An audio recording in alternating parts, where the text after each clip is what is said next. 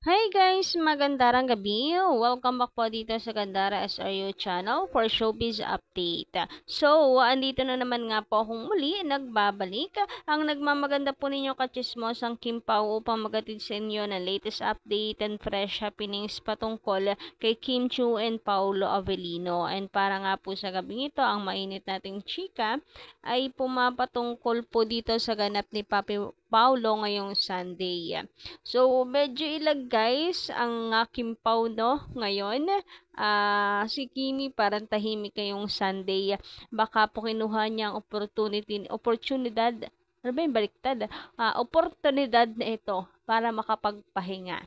Anyway, bago po yan, sa mga hindi pa po nakaka-subscribe dito sa ating channel, maaari lamang na pindutin po ninyo ang subscribe button at notification bell para mag-updated po kayo at ma-notify tuwing may bago po tayong balita, chika, hinggil sa Kimpaw. Basta po mga balita na may kinalaman kay Kim Chen Paulo Abilino, sagot na natin yan. And sa gabing ito, unahin po nating pag-usapan ito pong pagkanominado ni Kim Chiu sa Net Makabata Stars 2024.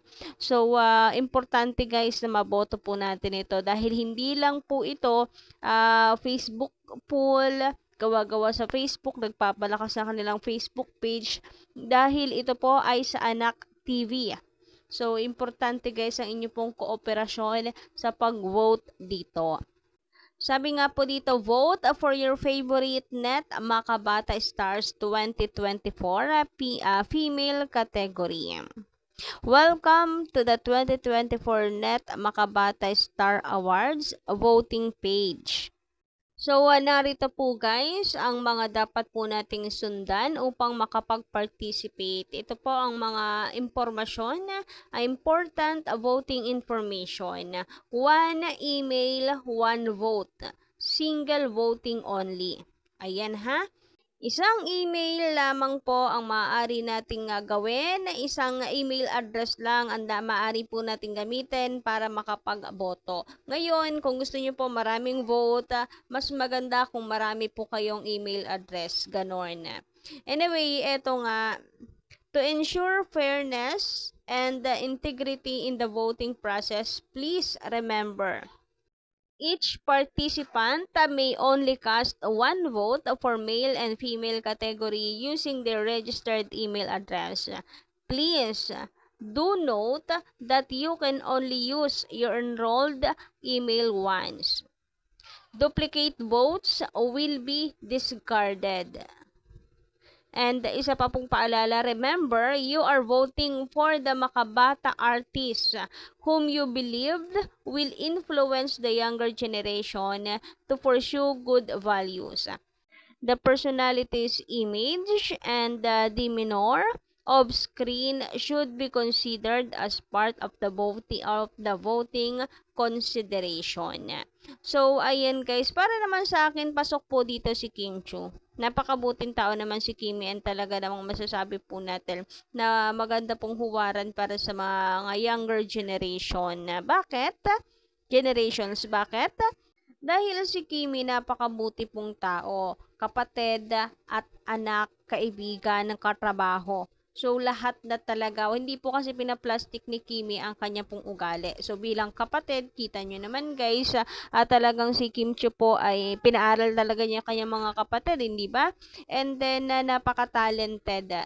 Napaka-talented pong tao, masikap, masipag na bata. Nako, yan ang masasabi natin na dapat tularan ng mga kabataan ngayon na wala pong ibang ginawa kundi ang mag-gadgets tapos wala na pong alam na gawin kundi ang magpaka-toxic sa mundo ng social media. Grabehan, di ba? So, may nag-comment nga po sa atin. Sabi niya dito, paano siya magiging inspirasyon mula po kay Miss Remedios Di Maano. Paano siya magiging inspirasyon sa mga kabataan? Hindi naman siya nakapagtapos ng pag-aaral. Kahit busy siya sa work or sa showbiz, kailangan maglaan siya ng panahon para makatapos ng college. Marami nang nakagawa nito. So, ayun guys. Ako naman, ayoko tong gawing nega. Pero ayun, na kung sinasabi po ninyo na hindi po magandang huwara na agad si Kim Chiu dahil di lang siya nakapagtapos, hindi lang naman tungkol po doon ang pagiging good influence. Mas lalong higit po naman ang pagiging mabuting tao, ang GMRC. Yes po, alam ko po naman na napaka-importante ng pag-aaral. Kahit matanda na kailangan tapusin yung pag-aaral. Alam naman natin sa showbiz, hindi naman po panghabang buhay, maganda na yung may fallback. But anyway, kung ano pong pag-uusapan natin, pagiging good influence, mas pasok dito yung GMRC. The Good Manners and Right Conduct. So, meron nga rin pong nag-comment, sabi dito, na ating isang commentor mula kay Miss Angela. Magandang gabi. Hindi need makatapos ng college para masabing successful. May natapos nga, wala namang kita. Si Kimi, milyonarya na at may mga charity works and good model sa pagiging mabuting tao, kapatid, anak, kaibigan, multi-talented, masikap, masipag at higit sa lahat, humble. Naku, wag po natin pakanagahin yung komento ni Miss Remedios about sa dapat tapusin yung pag-aaral kasi totoo naman talaga na bigyan natin ng importansya ang edukasyon lalo na yung mga kabataan. Kung edukasyon lang naman yung pag-uusapan, kaso pagiging good influence kasi pinag-uusapan dito na which I think nga mas mas pasok po ang GMRC. Mula naman po sa komento ni Miss Rebecca, may college diploma nga, masama naman ang ugali at hambog. Doon na tayo kay Kim. Self-made, responsible at matulungin. So, yun yung sinasabi ko. Hindi porke naman nakapagtapos ng pag-aaral good influence na. Nako, napakarami po dyan na ang bubulok ng pag-uugali. Anyway, mabalik po tayo sa pinag-uusapan natin kanina. Mula nga po sa Kim Pao International, pa-follow po guys nitong page na to. Grabe po ito. Napaka-green flag ng page na to, no? Tumutulong po at talagang busy sa pagbibigay ng ayuda talaga sa mga kababayan natin. Anyway, eto nga, para po makaboto kay Kim Chiu, for Anak TV favorite female net Makabata Star 2024. Punta lang po kayo dito po sa kanilang X account. Yan, may nilapag po silang link dito. Yan click the link to vote. So, dun sa link na yan na anakv.ph na yan, dyan po tayo boboto.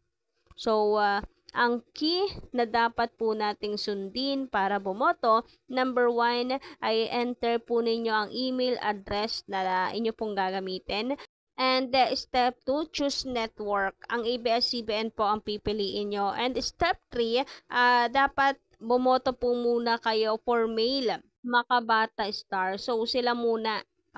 Bumoto po muna kayo doon kung sinong gusto nyo sa lalaki. And pagkatapos po ninyong bumoto sa lalaki, magpo-proceed naman po kayo niyan sa female Makabata Star. And hanapin nyo po si Kim Chiu para makaboto. So, hindi po instant Kimi agad. Lalaki muna tapos babae.